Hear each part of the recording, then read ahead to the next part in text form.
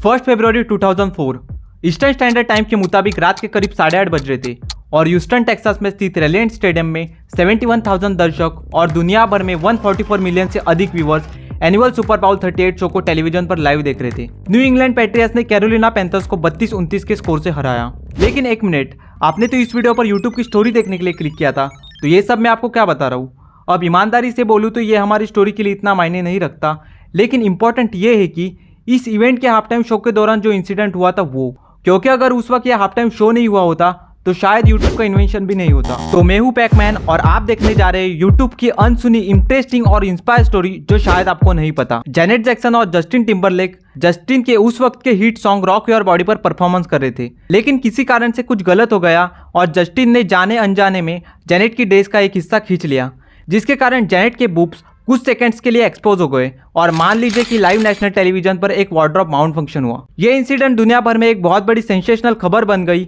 और इस स्टोरी को कवर करने वाले कुछ आउटलेट्स ने उनके द्वारा दिखाए गए वीडियोस को सेंसर कर दिया। उस वक्त जावेद करीम नाम का एक नौजवान था जिसे ये वीडियो देखना था। जावेद ने वीडियो देखने के लिए पूरे इंटरनेट को छान मारा, लेकिन उसे कुछ नहीं मिल पाया क्योंकि उस वक्त यूट्यूब नहीं था, राइट। जावेद ने सोचा कि कोई ना कोई वहाँ होगा जिसने लाइव वीडियो रिकॉर्ड किया होगा, लेकिन उसे ढूंढे कैसे, ये विचार जावेद को आया और वो अपने दो दोस्त चार्ड हर्ले और स्टीव चेन के साथ इस टॉपिक पर डिस्कशन करने लगे। उन दोनों ने भी जावेद की बात को सीरियसली लिया और वो जावेद की मदद करने के लिए रेडी हो गए। जावेद इस बात को लेकर सीरियस ही था और उसी साल एशिया में इससे भी अधिक विनाशकारी घटना घटी, जहां इंडियन ओशन में आए एक बड़े अर्थक्वेक ने क्रिसमस के ठीक एक दिन बाद भारी सुनामी पैदा कर दी, जिससे 14 कंट्रीज अफेक्टेड हुए। ये मानव इतिहास में 10 सबसे घातक नेचुरल डिजास्टर में से एक बन गई और निश्चित रूप से इसका एक बहुत बड़ा हिस्सा वीडियो में कैद हो गया। जावेद ने तबाही से हुए जानहानि का वीडियो देखने के लिए फिर से इंटरनेट को खंगाला, लेकिन उसे बहुत स्ट्रगल करने के बावजूद भी कुछ नहीं मिला। हालांकि ये दोनों घटनाएं एक दूसरे से अनरिलेटेड थी, लेकिन उस समय उनमें एक बात कॉमन थी और वो ये कि इन दोनों ही इवेंट्स के वीडियोस को पूरे इंटरनेट पर देखना उस वक्त सचमुच कठिन था। अपने इस एक्सपीरियंस से जावेद परेशान हो गया था और अब जावेद को एहसास हुआ था कि लोगों तक वीडियो के रूप में इंफॉर्मेशन पहुंच ही नहीं पाती क्योंकि उनके पास वीडियो शेयरिंग के लिए कोई प्लेटफॉर्म ही नहीं है। जावेद ने सोचा कि दुनिया भर में जब भी कोई ऐसी घटना घटती है तब वहाँ कोई ना कोई होता है जिसके पास कैमरा होता है। अगर उस कैमरामैन को वीडियो शेयरिंग के लिए कोई प्लेटफॉर्म मिल जाए तो दुनिया भर के लोग उस वीडियो को देख सकते हैं और यहाँ से जावेद करीम को वीडियो शेयरिंग प्लेटफॉर्म बनाने का आइडिया आया। लेकिन मीडिया के अनुसार यूट्यूब का कॉन्सेप्ट 2005 के शुरुआती दिनों में चार्ड हर्ले और स्टीव चेन को आया था, जब उन्होंने सैन फ्रांसिस्को में स्टीव चेन के अपार्टमेंट में एक डिनर पार्टी का आयोजन किया था, जिसे जावेद अटेंड नहीं कर पाया था।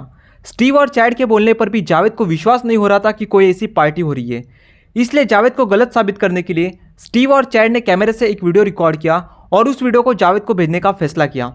लेकिन ईमेल के साथ अटैच करने के लिए फाइल बहुत बड़ी थी और उस वीडियो को शेयर करने में उन्हें बहुत सी डिफिकल्टीज आई और उसी वक्त इन दोनों के मन में यूट्यूब का आइडिया आया। लेकिन इन तीनों फाउंडर्स ने दिए एक इंटरव्यू के मुताबिक ऐसी कोई पार्टी ही नहीं हुई थी। खैर, आइडिया किसे भी आया हो, लेकिन फिर भी उन्होंने ऑनलाइन होने वाली इस बड़ी प्रॉब्लम को पहचान लिया था और उन्होंने सोचा कि क्या होगा अगर हम एक ऐसी वेबसाइट बनाएं जहां लोग किसी भी स्पेसिफिक वीडियो को पूरे इंटरनेट पर सर्च करने के बदले उसे एक ही जगह देख सके। और यहां से youtube.com का कॉन्सेप्ट आया। यूट्यूब लॉन्च होने से कई साल पहले सभी फाउंडर्स पेपाल में काम करते थे, जो एक समय का स्टार्टअप था जिसने ऑनलाइन पैसे सेंड करना और रिसीव करना पॉसिबल बना दिया था। चार्ड हर्ले ने पेंसिल्वेनिया के इंडियाना यूनिवर्सिटी से डिजाइनिंग की स्टडी की थी और स्टीव चेन और जावेद करीम ने अर्बाना शैम्पेन में यूनिवर्सिटी ऑफ इलिनॉइस से कंप्यूटर साइंस की पढ़ाई की थी। वो तीनों अपनी नौकरी से काफ़ी ज़्यादा सेटिस्फाइड भी थे। हर्ले ने पेपाल के लिए डिज़ाइनर के रूप में काम किया, यहाँ तक कि पेपाल के लिए लोगो भी बनाया और करीम और चेन दोनों सॉफ्टवेयर इंजीनियर के रूप में काम कर रहे थे। जब उन्होंने यूट्यूब पर काम करना स्टार्ट किया तब तीनों ने अपने आइडियाज़ को एक दूसरे के साथ शेयर किया और उस पर प्लानिंग की और लड़कों ने उनके नए बिजनेस वेंचर पर काम करना स्टार्ट कर दिया। तीनों ने वीडियो ओरिएंटेड वेबसाइट पर काम करना स्टार्ट कर दिया था, लेकिन स्टार्टिंग में उनका एक अलग विजन था। उन्होंने हॉट और नॉट, जो कि उस वक्त की मोस्ट पॉपुलर डेटिंग वेबसाइट थी, उससे इंस्पायर होकर एक वेबसाइट बनाई जिसका नाम था ट्यून इन हुकअप, जहां यूजर्स अपनी डेटिंग रिलेटेड वीडियोस अपलोड कर सकते थे और वो अपनी डेट प्लान कर सकते थे। लेकिन उनकी ये आइडिया सक्सेस नहीं हो सकी क्योंकि ये सिर्फ डेटिंग साइट थी। फाउंडर्स इतने हताश हो गए, यहाँ तक कि उन्होंने लोगों को उनकी साइट पर वीडियो अपलोड करने के लिए $20 पेमेंट देने के लिए भी रेडी हो गए। फिर भी लोगों ने उसमें इंटरेस्ट नहीं दिखाया और उनका ये प्लान अनसक्सेसफुल रहा। लेकिन आखिरकार तीनों ने यूट्यूब को एक नॉर्मल वीडियो शेयरिंग साइट में बदलने का निर्णय लिया और तीनों ने सोचा कि एक बार फिर से देखते हैं कि क्या होता है। वो तीनों इस आइडिया को लेकर इतने एक्साइटेड थे कि उन्होंने अपनी पेपाल की जॉब भी छोड़ दी। इस सोच के साथ उन्होंने 2005 में वैलेंटाइन डे पर youtube.com का डोमेन रजिस्टर किया। अब यूट्यूब के डेवलपमेंट के लिए फंड की जरूरत थी, इसलिए तीनों फाउंडर्स ने पैसे का जुगाड़ करने के लिए American venture capital firm secure capital के सामने यूट्यूब का कॉन्सेप्ट पेश किया। यूट्यूब के डेवलपमेंट के लिए कैपिटल फर्म ने $11.5 मिलियन दिए, जिससे उन्होंने सैन मैटो कैलिफोर्निया में यूट्यूब की कॉर्पोरेट ऑफिस की शुरुआत की।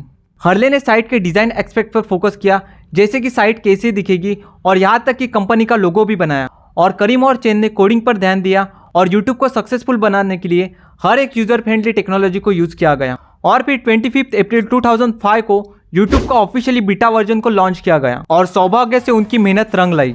इसके तुरंत बाद उन्होंने देखा कि लोग यूट्यूब पर उनके बिल्लियां, कुत्तों और वैकेशन जैसे पर्सनल वीडियो को अपलोड करना लग गए थे। धीरे धीरे तीनों ने यूट्यूब के साथ नए नए एक्सपेरिमेंट करते गए और एक साल के अंदर यूट्यूब की सक्सेस ये थी कि यूट्यूब पर हर दिन एक ही समय दुनिया भर से 65,000 से अधिक नए वीडियोस अपलोड किए जा रहे थे और साइट पर लगभग 100 मिलियंस का ट्रैफिक आने लग गया था। अब यूट्यूब की चर्चा अमेरिका सहित दुनिया भर में होने लग गई थी और अब यूट्यूब गूगल और याहू जैसी बड़ी कंपनीज के रडार पर था, क्योंकि वो भी यूट्यूब के क्रांति को समझ चुके थे। इसलिए गूगल के मैनेजमेंट ने 2006 में यूट्यूब के तीनों फाउंडर्स को गूगल के हेडक्वार्टर्स में बुलाया और गूगल के साथ हाथ मिलाने की ऑफर दी। एक रिपोर्ट के अनुसार लैरी पेज और सर्जी ब्रिन ने यूट्यूब के बदले में $1.65 बिलियन का ऑफर रखा गया। उस वक्त 11.5 मिलियंस के साथ बनाए गए यूट्यूब को जो अमाउंट मिल रही थी वो उस वक्त की पूरे इंटरनेशनल इंटरनेट मार्केट की सबसे बड़ी डील थी। गूगल ने तीनों को एडवाइजर बनाकर कंपनी के साथ जुड़े रहने की अनुमति दे दी थी।